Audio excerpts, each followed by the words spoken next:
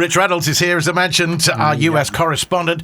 Plenty for us to talk about this afternoon. We'll recap on some of the things we were talking about last week as well. First off, to the big international news story of the day. Senior White House figures have privately said that the US would support Israel's decision to ramp up military pressure against Hezbollah. That was even as the Biden administration was publicly urging the Israeli government to curtail its airstrikes. We've seen that turn again today, and it doesn't look like there's any stopping of the situation. It just seems to grow. No. And the US not quite able to do much about it, it seems. No, there doesn't seem to be much policy involved. There's not much where the Biden administration says we're definitely going to help them out, we're not going to help them out.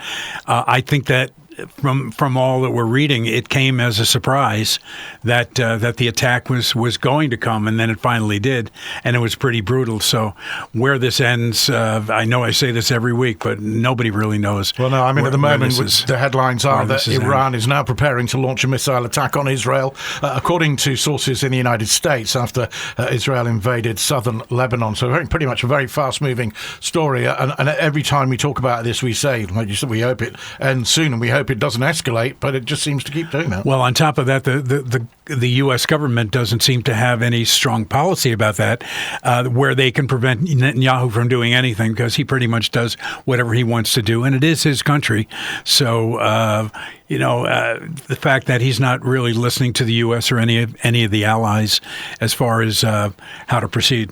So, big problems. See you next week. Indeed. Big problems at home this week for the United States. Hurricane Helene, and we were talking about each time these hurricanes come along, they seem to be bigger and badder than before. Over 120 dead, 1 million without power. The cleanup is just beginning, but devastation everywhere. North Carolina, most particularly. North Carolina. And what happened is this thing hit the bend in Florida, what's called the Big Bend in Florida, and just went up and kind of tore through Atlanta and tore into the Carolinas and really kind of stalled right over Asheville, North Carolina, which is a very trendy, very neat little town, and did a lot of damage. And the folks at Homeland Security say that there could be as many as 600 deaths when this is all done. A lot of those people live in mobile homes. They live out in the country, and so they haven't gotten to them yet. So if I pretty much can guarantee there are a lot of bodies. Well, power lines are down. The mobile network of course down, and of course they can't get through to people, even if they can't even reach them. Well, they flew in the National Guard, and the government is is throwing a lot of money in that direction. But the thing is, money is only going to take you so far. Right now, they need people to come in, and they need the Red Cross to come in and provide water and food and mainly shelter for these people who have lost their homes. Because you've got the Federal Emergency Management Agency. We hear a lot about FEMA, but the lead administrator was saying that it was historic in North Carolina, historic flooding, which is kind of a way of saying we can't really do much about it. Right. Once every 1,000 years is what they said. Unfortunately, these 1,000-year floods and fires are coming along way too much. This one estimate is that the hurricane inflicted about between 145 and 160 $1 billion worth of damage, and I don't know how you recover from that. And FEMA, just so everybody knows, that's federal money that goes in there, and another way of doing it is there's state money and there's money that the town has. So gradually they're going to be able to build back, but it's going to take a long time. What can they do to prevent this sort of devastation from happening, though? There's nothing they can do. You can't do anything against when water hits you. One of the more interesting things I saw in a story I believe it was in Atlanta, a hospital there built essentially a dam around the hospital. So it was made out of, it wasn't out of plywood, but it was like a tall fence about 8 or 9 feet tall. And they built this thing completely around.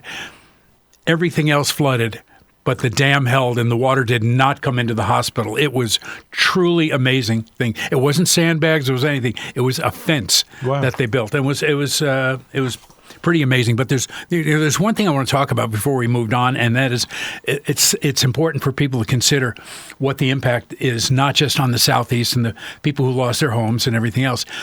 You and and people in the U.S. are really affected by this because what time of year is it? It's harvest time.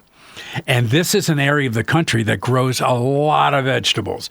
And, they grow, that area is known for peaches, pecans, peanuts, cotton. So what's going to happen here is the cost of T-shirts, blue jeans, peanut butter, God help us, Reese's peanut butter cups, which are delicious. They're going to go up. Fresh fruit.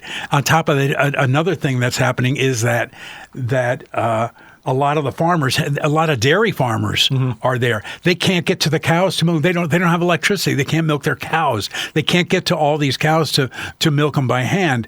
And so a lot of these cows are going to get sick. A lot of them are going to die because they can't be milked. It's a whole domino effect. It's really going to cascade down, and it's just going to get worse before it gets better. A long time for recovery as well, then, in that situation. Meanwhile, economy is being hit in the States. About 45,000 workers have begun their strike at U.S. ports. That breakdown in union talks, they couldn't do anything about it. They're out today, aren't they? $5 billion a day is what this is going to cost them. They only went on strike at midnight tonight. So we can only hope that they're going to negotiate. Biden was asked whether or not the U.S. government is going to step in and kind of stick a...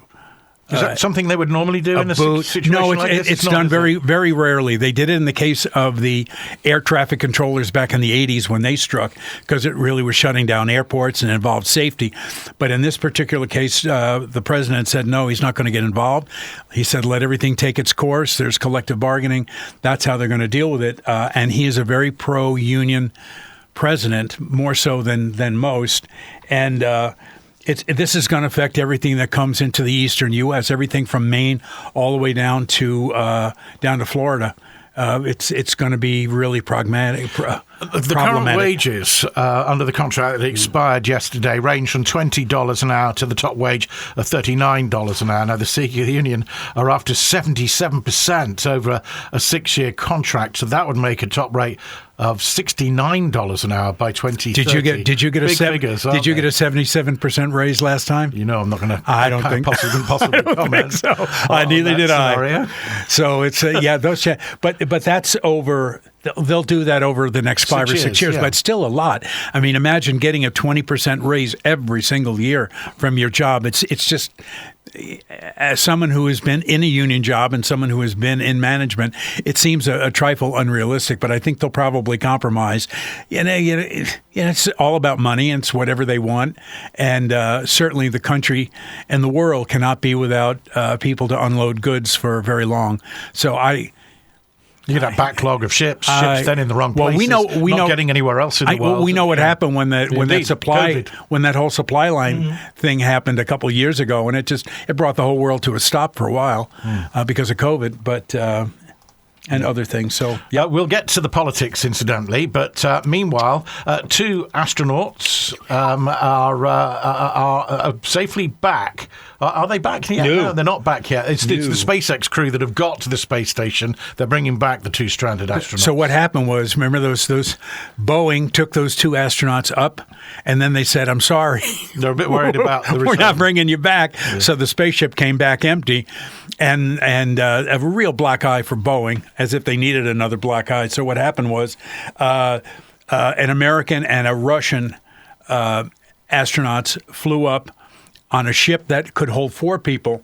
So they had 2 empty seats. They flew up to the space station and they got off, and they're all tucked into the space station for the next few months. And early in 2025, the 4 of them are going to get back on and come back to Earth. But no, those 2 that were stranded up there, they're not coming back for another at least 3 or 4 months. Okay. Yeah, well, it costs quite a bit to get people up there and bring them back. So, certainly. But it's been capturing the headlines all the time, hasn't it? Yep. Right. On the politics trail, then, let's look at the Biden administration. Asylum restrictions at the southern border. They've got to be seen to be doing something because Mr. Trump keeps on going on about it. Well, he goes on about a lot of stuff, but this is his number one issue. And what's happened here is that it took the Biden administration a couple of years for one reason or another, because they had they had several bills that were blocked by the Republicans and from being instituted, and Biden and Harris finally said, look, this is what we're going to do. And so what they did is they capped the amount of people that could come into the country. The daily numbers have to average below 1,500 a day for these restrictions to be lifted. Anything over 1,500, and the restrictions are going to be in place. And so they started this on Monday, and hopefully and it has since June. It's really slowed down the amount of people coming into the country. They're trying to get people to come in legally. The whole idea of people pouring in through breaks in the fence, and let's face it, the fence only covers like 25% of the border with Mexico. But that being said, quite low numbers, that 1,500. Very low numbers. And there's a change on the administration of children as well, because it was only migrant children from Mexico that were counted before. Now they're counting all children. Yep. Yeah. So it's the number of people coming in illegally is down. The amount of total people coming into the country is down. So, the problem is the number before that over the previous 2 years was very high. It was in the millions. And people were just absolutely pouring in over the border, but it seems to be under control now. So that's a good thing for the Biden-Harris administration. Yeah, actually, Kamala was at the border in the south, wasn't she? Arizona. She went down. Yep. Yeah. Okay, Mr. Trump met President Zelensky in the United States earlier in the week. He said it's time to end Russia's war. He keeps on saying how he's a mate of President Putin as well. He says Putin's his friend, but he said he likes Zelensky. Initially, he didn't want to meet Zelensky, and Zelensky didn't want to meet him. But, he said, we both want this to end. We want to see a fair deal. I mean, he keeps bringing up deals as if he's buying a company, and that's not the case. I mean, he's dealing with a tyrant. He's dealing with a guy whose country was attacked. And so, I've said this many times before.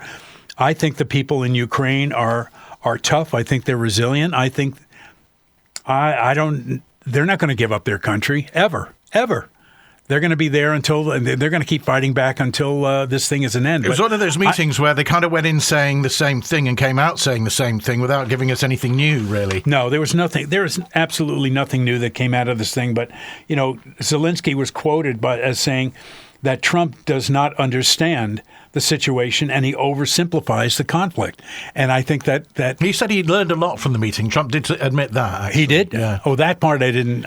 He said he learned a lot from the meeting. Didn't say what it was that he learned, but But he always says, if I can do this, I'm going to create a deal and everybody's going to be happy. He never says what the deal is because he doesn't understand the situation. And he's friends with Putin. Let's put it that way. Yeah, a little bit more unified, though, I'd have to say. I think Trump and Zelensky following that meeting. Another loss to the music industry of the US of A, and recounting various stories. Every week we get a different one from our US correspondent, Rich Reynolds. He's been talking to Sammy Davis Jr. But Sammy. I'll have you talk, if you would, first about Chris Christopherson. I don't really have any Chris Christopherson stories. I know you probably haven't met him. No, I've never, and now I have no chance. I got no shot at meeting him. But no, I don't have any. I have some stories about a lot of their songs, but not about him in general. Yeah, so a number of number ones billboards on the US Top 100 that he had, but not his own versions. No, they were written by him. But I've been reading a lot about him ever since he passed, and there's been so much about what a rich life he had, and about the fact that he got a master's degree at Oxford. He was a poet. He was a writer, and that the stuff that he wrote, the songs that when he started out, this is right before Bobby McGee. This is like 67, 68, which he wrote, of course. And then he had trouble selling these songs, and apparently a lot of it was because he didn't speak in a common language. He was very well educated, and he tended to use correct grammar and that sort of thing. So he didn't sound like the redneck you might have thought he might be. Yeah, and if you look into it, this guy was as far from redneck as you can get. I mean, he was cultured. He was an art collector. He was a great musician, but most of all, he wanted to be known as a great writer, and I think he succeeded. And this whole thing about playing cowboys and playing truck drivers and that sort of thing in the movies. In the films, yeah, he did in the films. He could pretty much do anything. But a great actor, according to those who know their he didn't. And acting, a bit of an activist as well, because I remember hearing about in the eulogies, but they were talking about him being interviewed and saying that he was in Nicaragua with the Sandinistas, argued for Leonard Peltier, Mumia Abu Jamal, and the United Farm Workers. I've been a radical for a long time, he said. Really? Yeah. I don't think I knew that story. There's stories that have been coming out this week. So, yeah, things that you didn't know. But multifaceted, a multi-talented. Chronically interesting guy. Yeah, I like that. Very interesting. Okay, continuing our look at US politics. And, okay, it's the debate that's on everybody's lips. It's not the second Kamala Trump. It is Vance-Walz, the vice-presidential debate, which apparently could change the course of the election. There are some different polls that say that it could be 10 or 15% of the people who are not decided. I don't know how you could be undecided at this point. I mean, these guys have been running. Well, he's been running for 2 years, and we know who she is. We don't know much about J.D. Vance compared to the other two, or about Tim Walz, but I read one estimate that said 75. They could be doing a 75 share tonight, meaning 75% of all people watching television are going to be watching this. That number sounds awfully high to me, because the number the final numbers on the presidential debate was like 51, 52 million. Somewhere up in there. I don't think this is going to be quite as high. Well, we're only 35 days, so just 35 days to go till the election, so we're getting closer. And as you keep on saying, it is a long campaign, of course. Oh, my God. But neither of these guys were around at the beginning of it all. So that's very true. What are we expecting? Why are they saying that it might change the way that people vote, those that perhaps still haven't made up their mind? Why would it change the course of the election? I think because people think that both of these guys are going to come out tonight with guns blazing. We know that J.D. Vance is kind of a loose cannon, that he's liable to say some really crazy stuff. Looking forward to that. Yeah, and that's going to make it kind of interesting. And he's probably going to try to put Tim Walz on the defensive. Tim Walz is kind of he's quite a clever cookie, though, isn't he? He's a smart guy, and I think he's Vance was quoted as saying, "I'm not doing any special prep." But others have said, whereas Walz was doing a lot of prep, and both of these guys know and can take a page off of Joe Biden's book to say, this is what it looks like to be completely humiliated on national television, and in a lot of ways on international television, because people over here are watching this too. Well, it's 3:00 in the morning today, so into tomorrow morning. That's 9 p.m. Eastern, right? For those that are listening in the United States. And I'm quite interested. In fact, a little bit more interested than I was at the very first debate. To be honest. It's going to be like a piñata. It's both of them are going to have a bat in their hands and be swinging away at each other, and I think at the very least, neither of them are going to be very, very conservative in what they're saying. I think it's going to be very interesting. I think it's going to be well worth the time for people to tune in. I think they might cover a load of subjects like we have, probably more than the Kamala and I think so. Donald did, I suppose. Yeah, I think so. Yeah. Okay. Right, to the polls then, and there have been various since they were coming out just as we finished speaking last week. And in the latest, we're looking at a slight lead, 3% or so, but that's within marginal, what do they call it? The margin of error. Yeah, margin of error, isn't it? For Kamala Harris. Well, this past week, of course, there are like 19 or 20 polls out there right now. So every week, all you have to do is Google latest presidential polls, and they come up. So the numbers right now, 35 days out, are that Harris is doing well nationally. Trump has seen a real surge in a lot of the swing states. Yeah, we were seeing some of the Democrats, people in those swing states coming out and saying, "Oh, you really got to vote because we're worried that perhaps we're not seeing exactly what's going on here, and we're worried that people need to get out and vote and don't sit at home." That does happen, though, doesn't it? It does. People do start to get a bit worried, and they do it on purpose because they want to make sure that everybody gets out. That's right. Votes, so. And what's happening is that the big swing seems to be in Hispanic voters. In the past, Joe Biden did really well with Hispanics, to say the least. Obama did well with Hispanic voters, and so did Clinton. But those numbers are down like 30 or 40% with Harris. And I think a lot of them, they just don't know Harris. Maybe that's it. We all have to keep in mind she's been running for only about 30 days. So we'll see what happens with that. What happens is that the Democrats do extremely well with people who are college educated, and the Republican candidates do well with those who have high school education or less. That's a generalization. Blue-collar workers? Blue-collar workers, yeah.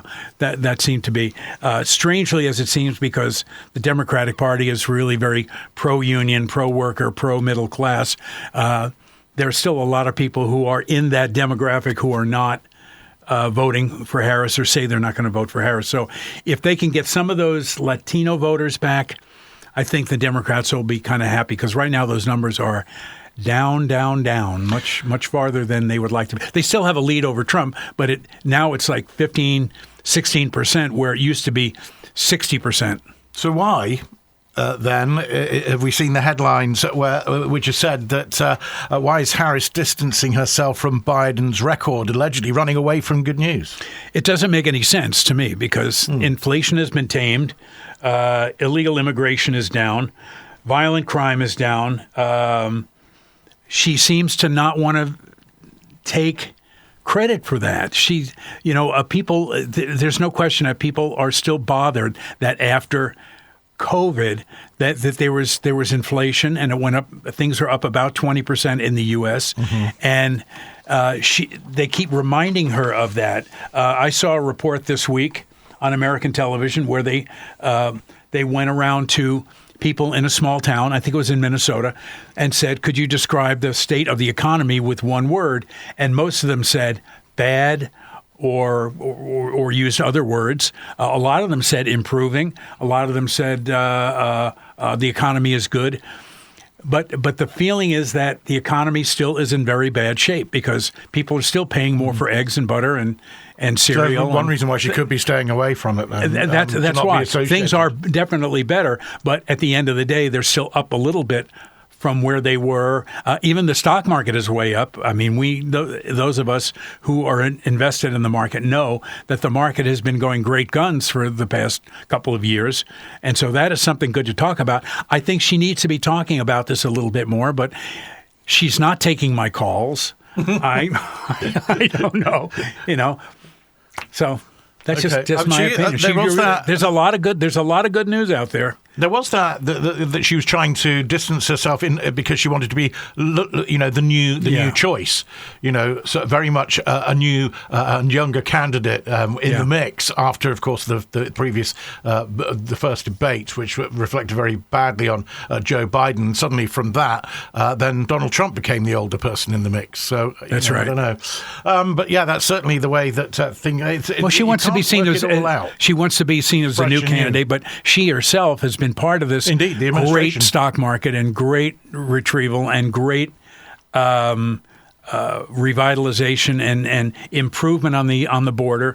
Whether it's too little, too late, that remains to be seen. But she's part of that, and it's a good story to tell. And I think you may see her telling it more and more. At least I would hope that. Apparently now, Prince fans can party like it's 1999 with the Airbnb Purple Rain house. No way. This is probably going to be booked up for years ahead, isn't it? Yeah, but I think you can only stay for one night. I get that feeling. Even though Prince, to be really clear, Prince never lived in the house. He owned it. And it's the one that was in the Purple Rain film. That was in the movie, right? And it's going to be hosted by Wendy Melvoin and Lisa Coleman, who were in The Revolution, Prince's band. Right, and they have a guitar, drums, in the film as well, and a piano. You can sit and play and pretend that you're in the band. Do you wear your purple high heels? I guess you have to. I'll have to wear them. What I'm looking for is how much is this? Oh, no, we don't know that. Okay. Space is available for 25 separate one-night stays for up to 4 guests. Can be booked on Airbnb. Submit your request to book between tomorrow and the 6th, and stays are available from the 26th of October until the 14th of December. It will cost each guest, get this, $7 to stay.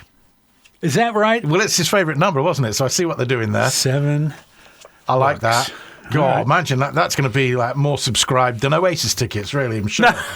Let's hope they don't have that price, what do you call it, where it increases on demand. Right, let's move back to the politics and... Donald Trump's been under the cosh a bit for some of the things that he's been saying, been called out by a number of networks as well about the facts. And it's good to see at last, because we kept on bringing it up. And there was only some places that were saying, fact check him, that was wrong. Now it seems to be everybody is. But he really kind of scraped the pail, as you would say, by claiming that Kamala Harris was mentally disabled in the past week. And he keeps saying it. He said it a number of times on the campaign trail. He said, How could she do some of the things she does and not be mentally disabled? And then he said Joe Biden was mentally disabled, and finally mentally impaired. Mentally impaired. You're right. And how can you say stuff like that? I mean, it's a slap at anybody who has any sort of disability. And in Joe Biden's case, he's 81 years old, and Trump himself is almost 80 himself.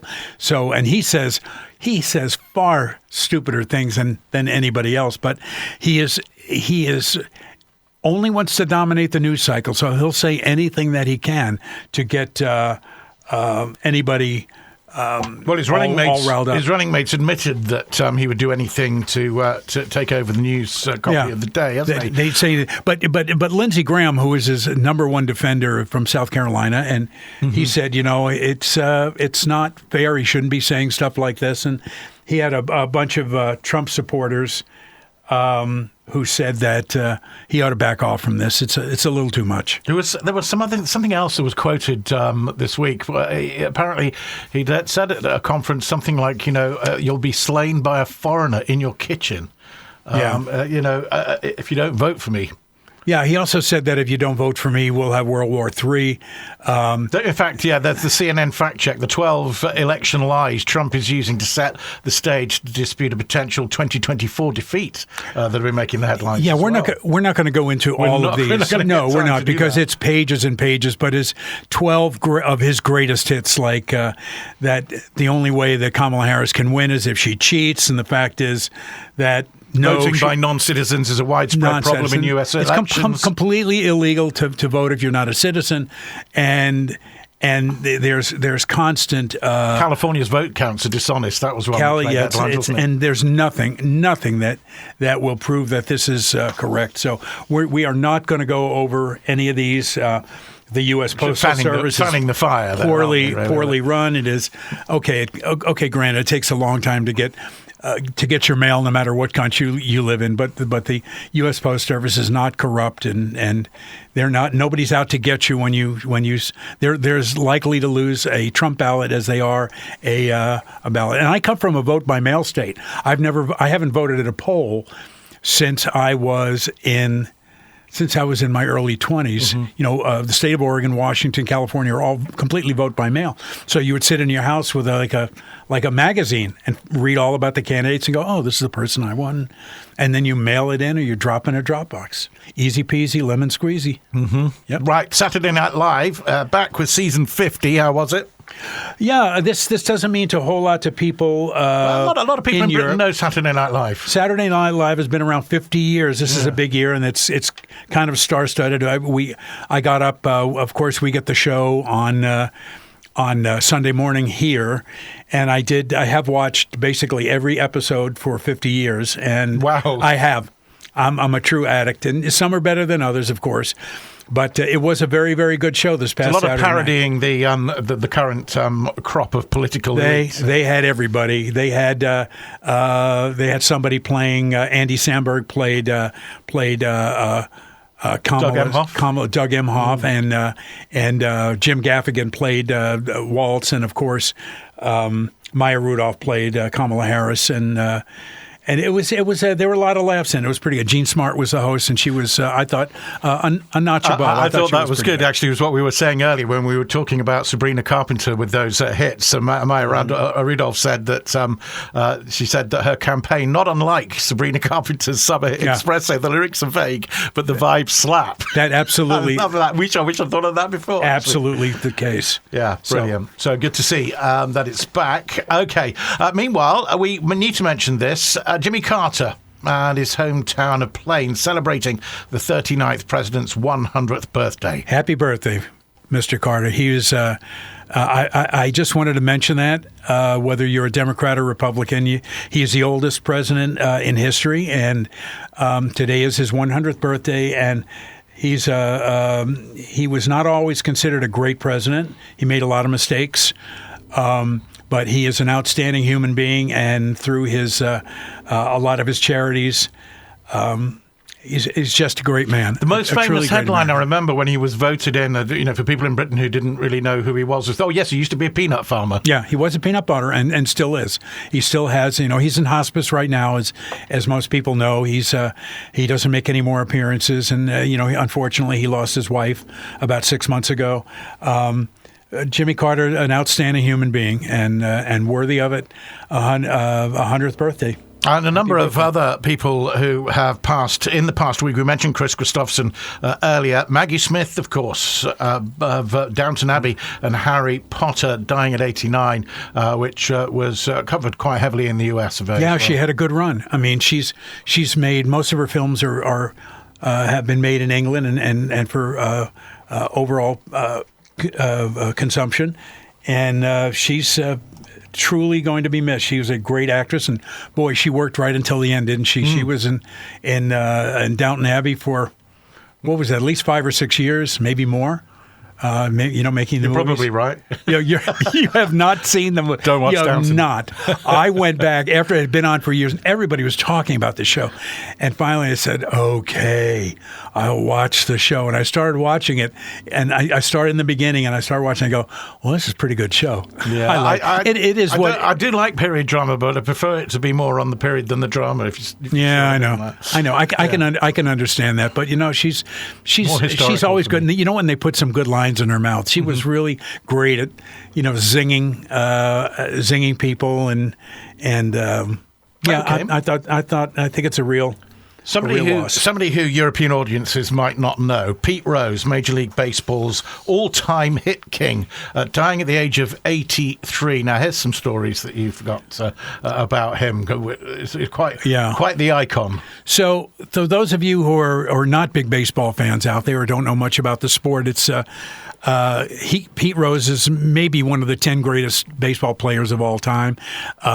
They don't know what he died of. He was living in Las Vegas at the time, but he had a sensational career as a player. Started around 1964, played for 24 seasons. So he played until he was 40, I want to say like 46 years old. So he played a good long time, got more base hits, which is a good thing. People don't know baseball. It's a good thing. Got more base hits than anybody in the history of the game. But the problem was, in the last few years of his career, he was a player manager and he was betting on baseball, which is it's a no-no. Complete no-no, highly illegal. Not only just betting on baseball, being a manager, but betting on his own team. He bet on his own team. To lose, right? He says he didn't, but there's irrefutable evidence. There's evidence that he did bet on his team to lose. And so he said, no, I never did that. No, and yes, I bet, but I didn't bet on baseball. No, I didn't bet on any games that I was playing. And then when he got caught, he said, okay, yeah, maybe I did, but it wasn't a lot. And I didn't make a lot of money. He made a bunch of stuff up. And so consequently, he's not in the Baseball Hall of Fame. Which so a is star-studded player who's not actually in the Hall of Fame. He is. And he's one guy, and it's very polarizing. A lot of people think he ought to be in, but, he knew what the rules were. He still violated the rules.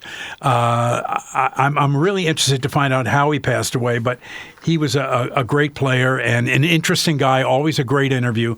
But every interview he ever gave was all about me, I, I'm a victim. I should be in the Hall of Fame. And he used to wear a baseball cap that said Hit King on it. Mm-hmm. So it's anything. So anyhow, we will miss Charlie Hustle. That was his nickname. Pete Rose, a great baseball player, dead at 83. What do you reckon? National Baseball Hall of Fame this year coming up?